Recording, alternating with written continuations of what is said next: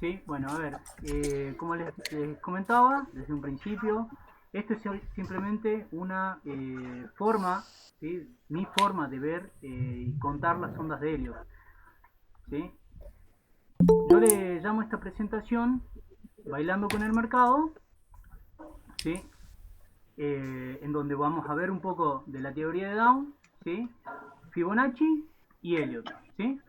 En general, el objetivo en general es poder identificar oportunidades utilizando Elliot y Fibonacci, ¿sí? Estas herramientas están muy complementadas, ¿sí? Vamos a tratar los temas de la teoría de Down, las fases del mercado, que son, diríamos, es la parte principal, y sobre todo pensando en quien lo pueda ver después, y una analogía teniendo en cuenta la teoría de Down.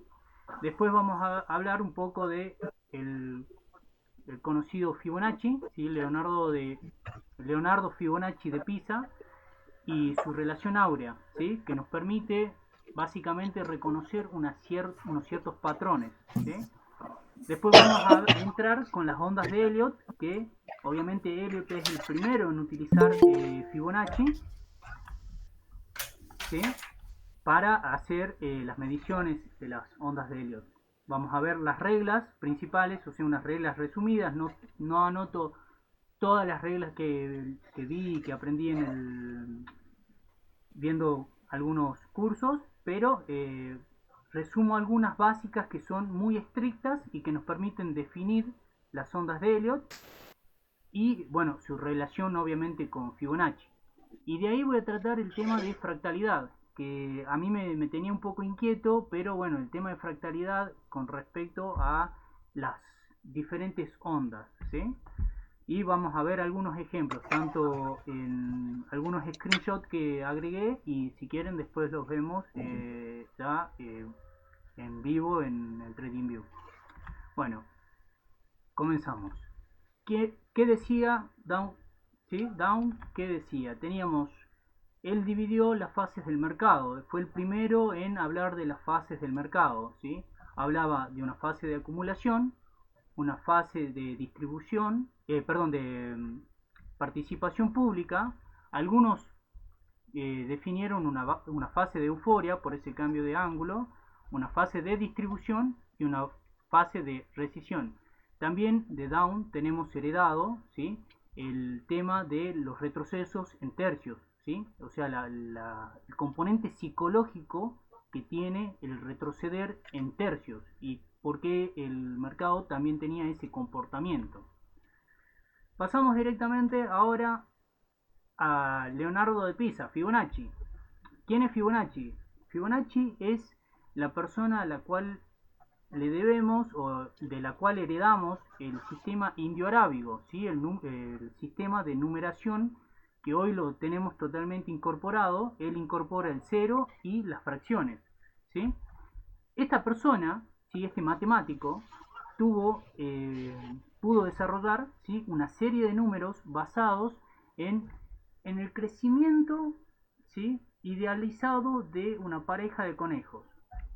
De ahí es donde sale, de donde nace la sucesión de números de Fibonacci, donde prácticamente pasa de una pareja de conejos eh, recién nacidos, pasa al segundo mes como adultos, en el tercer mes dan la primera cría, ¿sí? Entonces tenemos 1, 1, 2, después en el cuarto mes tenemos que los adultos vuelven a dar crías y el primer par de crías se vuelve adulto y así sucesivamente vamos encontrando los números de donde provienen los de Fibonacci, ¿sí? Ahora, veamos, con esta composición de números, ¿a dónde llega Fibonacci? A hacer se pueden derivar ciertas figuras, ¿sí? Como son la espiral áurea o el rectángulo, ¿sí? El rectángulo áureo, ¿sí? Que nos dan ciertas proporciones que definen el número phi mayúscula y phi minúscula. Estos son simplemente proporciones matemáticas, que es por eso que me llamó tanto la atención y me gustó tanto el tema de Fibonacci. Pero yo me preguntaba, ¿por qué Fibonacci? ¿Qué tiene que ver Fibonacci con el mercado? Bueno, a ver, vamos a pasar. ¿Dónde está Fibonacci? ¿Dónde encontramos Fibonacci? Fibonacci lo encontramos, ¿sí? Por ejemplo, en el hombre de Vitruvio, ¿sí? En las proporciones del hombre de Vitruvio y en el cuerpo humano. Lo podemos encontrar en las falanges de las manos, en la proporción del cuerpo. Lo podemos encontrar en obras de arte. Lo podemos encontrar en arquitectura antigua, en arquitectura moderna. En muchas partes de la naturaleza la encontramos también, ¿sí? Ahí podemos ver cómo la sucesión de los números de Fibonacci se representan en la naturaleza de una manera muy peculiar. Eso es lo que me llamó poderosamente la atención, eso es lo que me fue haciendo el insight. Dije, eso es lo que me atrapó. Fíjense, eh, tenemos flores con 3 pétalos, con 5, con 8, con 21. Son todos números de la sucesión de Fibonacci. Yo, por una cuestión de respeto, comparto ese video de YouTube, ¿sí? En donde no tiene nada que ver con trading, nada que ver con trading. Ese muchacho hizo un video con respecto a Fibonacci, pero porque es publicista, ¿sí? Entonces, los invito a que lo vean, ¿sí? Para que vean de dónde nace todo esto y cuál es la cultura general que incorporé después de haber visto ese video. Al final de todo este slide, lo que quiero en definitiva resaltar es que el ojo humano tiene, está provisto para reconocer patrones, que es lo que más nos importa a nosotros en la parte del trading, ¿sí? Bueno, veamos. ¿Quién es Elliot? Elliot es la primera persona que utiliza Fibonacci para definir el comportamiento del mercado, ¿sí? Como siempre hablamos, ¿sí? Conocemos de que el mercado tiene impulso, corrección, impulso, corrección, impulso, corrección. Bueno, ese impulso y corrección, según Elliot, tiene unos ciertos patrones que se van formando. Entonces, ¿qué dice Elliot? Bueno, Elliot dice que en distintas temporalidades uno puede encontrar las mismas ondas, ¿sí?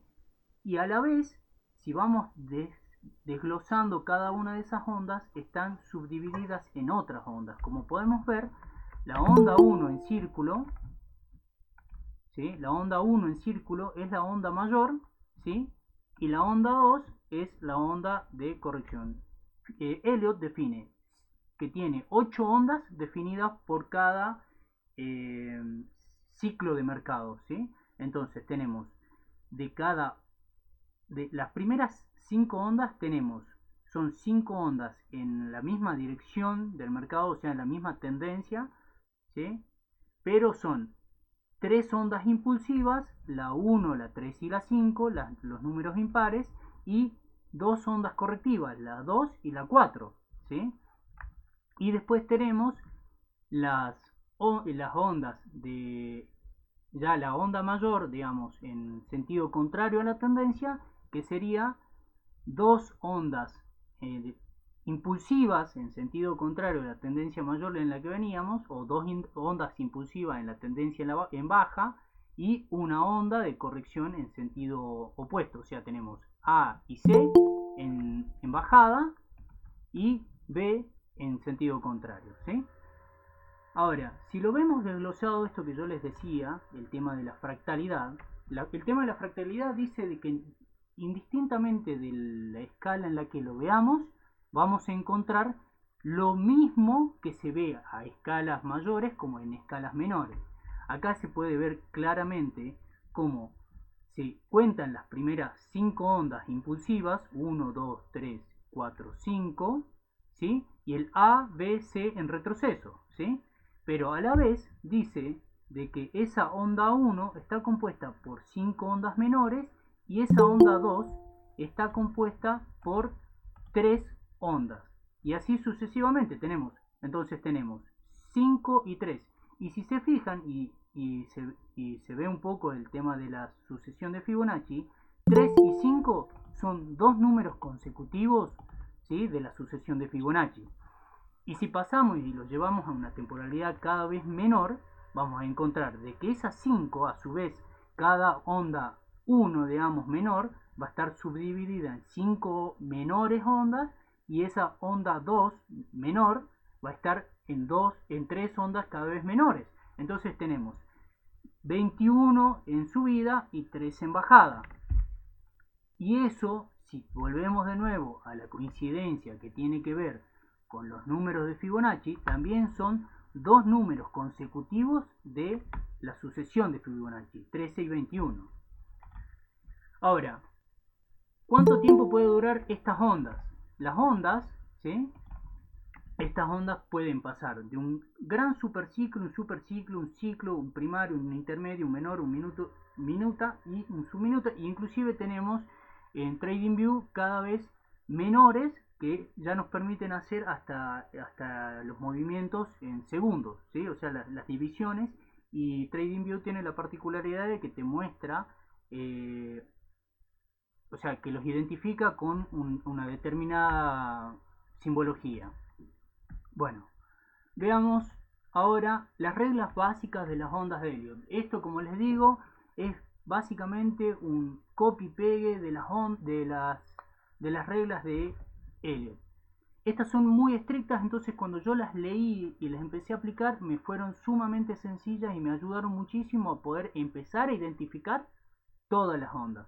Entonces, la primera regla me dice que la onda 2 nunca puede bajar más allá del bajo de la onda 1. Y ahí yo le puse onda tímida, ya les voy a explicar más en la próxima presentación para que vean por qué le llamo la onda tímida. La segunda regla dice que la onda 3 siempre va a ser la más larga, nunca puede ser la más corta. La regla número 3 dice que la onda 4 nunca debe bajar más allá del alto de la onda 1. La regla 4 dice la línea de tendencia formada por los puntos 2 y 4, que son los dos de corrección en una tendencia, nunca puede ser atravesada. La regla 5 dice que la onda 5 puede ser menor, igual o mayor que la onda 1. Yo esta le llamo Santa María por las 3 carabelas de Cristóbal Colón, pero es simplemente por analogía, ¿sí? Y la sexta dice que la corrección de la onda 2 tiene que ser menor que el impulso de la onda 1. Como en su momento vimos con Down, obviamente el retroceso va a tener mucho que ver con cuánto retroceda. No tendría que retroceder más del 100% de lo que ya había avanzado toda la tendencia en alza, ¿sí? Ahora, veamos. Ahora, ¿qué tenemos? Veamos. Esto. Definimos 1, 2. Como verán, la onda 1 es la más corta, o sea, una de las más cortitas. Yo le llamo la tímida porque por lo general viene de un ABC fuerte, ¿sí? de una corrección fuerte en ABC. De ahí viene la onda 1, 2, 3, la más larga, 4, 5, A, B y C. Acá podemos ver cómo se van a empezar a dibujar las reglas, en donde, como dije, la regla 1 decía de que el bajo de la onda 2, ¿sí? Nunca puede llegar a superar ese nivel, nunca podría pasar el 100% de lo que avanzó la onda 1, si no ya dejaríamos de contar. La onda 3 siempre es la más larga. Acá hay una particularidad. Esto yo lo puse, si bien esto yo lo puse en vertical, la onda también podría ser la más larga en tiempo, digamos. Yo acá básicamente lo consideré más que nada en precio y ya les voy a explicar más adelante con el final de a donde yo quiero llegar. Después, la tercera regla dice que la onda número 4 nunca puede superar o nunca puede bajar más allá del alto de la onda 1. La siguiente regla decía de que la línea formada entre el punto 2 y 4 nunca debe ser violada, por lo menos en lo que eran estas ondas de impulso, ¿sí?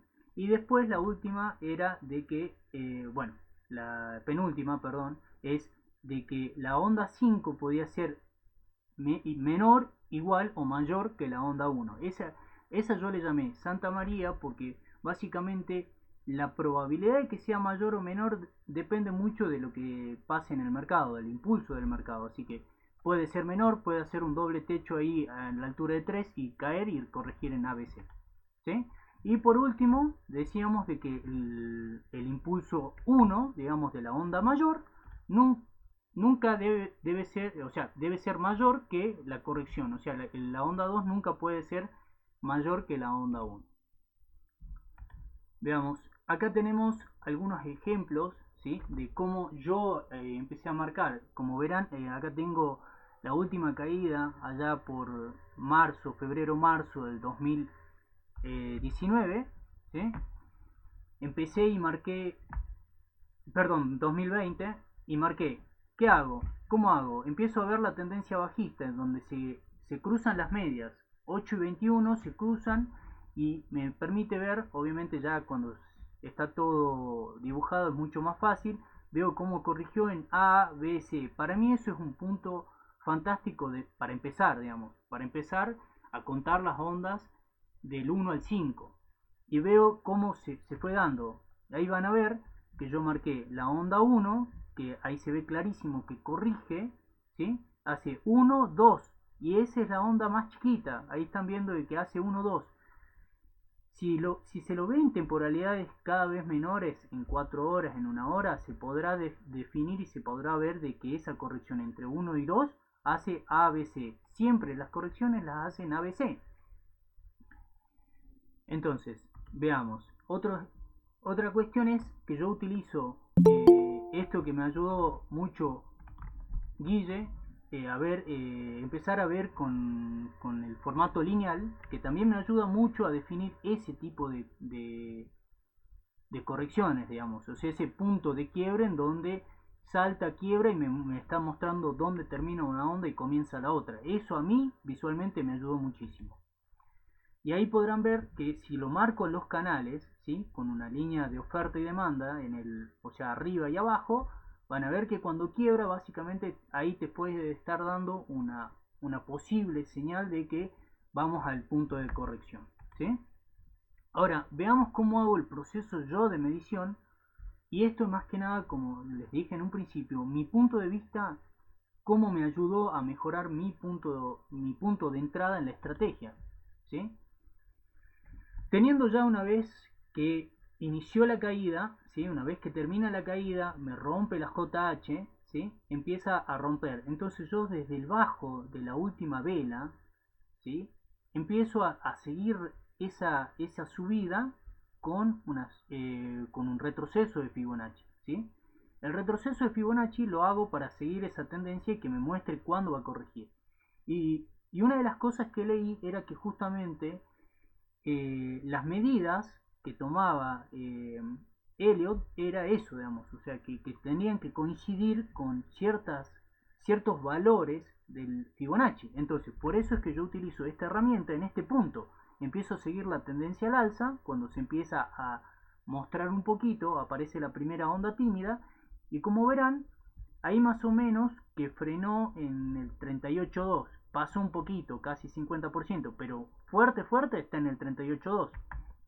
Fíjense que el próximo paso que yo hago, perdón, el próximo paso que yo hago es, una vez que yo estoy viendo de que rebotó en el 38.2, lo que hago es buscar cuál podría ser mi posible target, ¿sí? Mi posible target, que yo lo que hice en el ejemplo de Roku, que compartí tanto en el Team Spy como en el grupo del CDI Argentina, es ver de que la probabilidad de que llegue al 100% es amplia, ¿sí? Es amplia, entonces, ¿qué hago? Marco el 100% y veo. El siguiente paso, digamos, es ver los patrones de confirmación. Esto es lo que me está dando a mí la estadística de poder decir cuándo entro sin vacilar. Fíjense que en lineal se ve claramente el primer círculo hacia la izquierda, en donde rompe la primera JH, ¿sí? Después tenemos la corrección que ya les mostré con respecto a Fibonacci, y espero a dónde corrige para darme una entrada más certera, para poder empezar a titubear menos. Me llega a ese nivel, me hace una corrección pequeña en ABC, ¿sí? una corrección menor de ABC, ya venía de una grande ABC, ahora tenemos una menor en ABC, y me rompe la segunda JH que se forma en ese punto. Ahora, fíjense, perdón, en este punto tenemos la siguiente vela hace un importante gap up, ¿sí? Si bien rompe, regresa y sigue su tendencia y termina con un cierre al alza, eh, para mí fue más que suficiente que me rompiera al alza y encima terminase por arriba, digamos, de eso. La siguiente señal que me da confirmación y me da tranquilidad es el próximo cruce de medias hacia la derecha. Entonces, si defino mi riesgo-beneficio entrando, dejando una operación abierta desde el punto de apertura de esa próxima vela, una vez que me dio toda esta confirmación de una probabilidad alta, lo dejo ahí. Y como verán, en este caso me dio target, ¿sí? Ahora,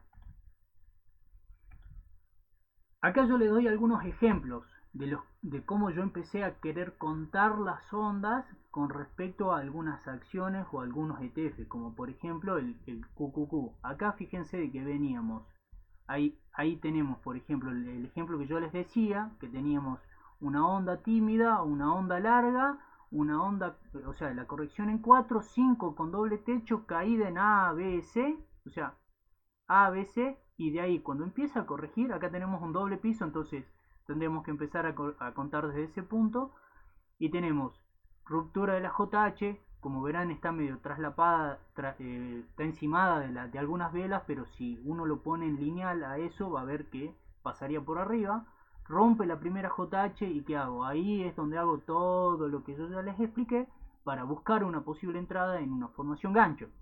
La formación gancho que me tiene que dar el ABC menor, la ruptura de la próxima JH y una confirmación.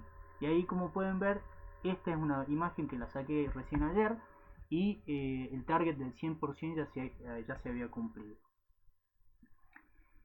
Este es el otro ejemplo, este es lo que yo les hablaba, el de Roku, que es el que lo entré con opciones, ¿sí? Teníamos la corrección fuerte en A, B, C, ¿sí? Y teníamos la primera, la onda tímida, el retroceso, el A, B, C, que apenas se lo puede distinguir, y mi entrada, que en realidad fue medio fallida, que después hizo una corrección ahí y recién siguió, y cuando siguió, bueno, ya se acercó muchísimo al target, me dio el target y bueno, cerré. Hoy día siguió subiendo y fue, pues, la verdad que bastante, bastante motivante. Acá tenemos también, por ejemplo, Facebook, que bueno, intenté de darle un poco de variado como para que se pueda ver también en acciones. Entonces, lo que hice fue ver esa corrección, ¿sí? Acá tengo marcado una onda, después una corrección en A, B, C medio rara, medio complicada, ¿sí? Tengamos en cuenta de que Elliot tiene muchas variantes, ¿sí? Pero yo me estoy basando, esto básicamente está en pañales, pero me permite visualizarlo bien, hace su corrección en A, B, C, y una vez que rompe, busco el target y como verán, el target del 100% en donde está el 1 se cumple en el primer impulso directo y después corrige en el 100% y continúa. Tenemos también en Apple, que es lo que yo esperaría, digamos, ¿sí? Yo esperaría que para mí, este es mi punto de vista, la corrección en A, B, C, la mayor, y estamos saliendo de el primer impulso, esperaría una corrección, ¿sí? Para buscar esa entrada que ya les expliqué, para buscar el target del 100% en opciones o en acciones. Yo el backtesting, básicamente mis fundamentos empíricos están el backtesting en acciones, ¿sí? Hice 200 operaciones en SPY, ¿sí? Pero en las acciones. Lo que hice fue backtestear esto que les comento y me dio obviamente distintos tipos de entrada por utilizar las ondas de Elliot, por buscar esa sincronía que existe entre las ondas de Elliot. Y bueno, tenemos entradas intradía, swing y en temporalidades de velas diarias, en 4 horas, en 1 hora y en 15 minutos. Me da un 70% de asertividad con un target del 100% en las acciones. Insisto con acciones porque mi operación de Roku me dio casi 700% y hoy llegó al 900%. Y Por último, tenemos un riesgo-beneficio que es superior a 1. Me da aproximadamente 2 a 1, ¿sí? Como veremos, esto se lo robé a Chechu de su presentación, que lo sacó del máster, y tenemos una asertividad aproximada del 70% con una ganancia-pérdida que, si bien la mínima tiene que estar entre 0.43 a 1, este punto en particular me está dando una ganancia-pérdida mayor, digamos. Que, o sea, es como sumar los patrones. Ahí está, ese es el punto. Bueno, a esto al final de todo le pusimos de que es una estrategia que se está danzando con la música de Down, ¿sí? Al ritmo de Elliot y los pasos marcados por Fibonacci, ¿sí? El condimento especial que tiene esto es el interés compuesto, que si esperamos con paciencia cada una de estas entradas, obviamente vamos a tener los grandes beneficios. El secreto es sumar todos los días un granito de arena, ¿sí? Para tu vida, o sea, el interés compuesto aplicado en cada uno de los aspectos de nuestra vida. Y otra imagen robada del máster, ¿sí? El superpoder de hacer un poco todos los días, ¿sí? Y básicamente ahí termino. Muchísimas gracias por el tiempo, ¿sí? Y bueno, fin. Muy bien, David.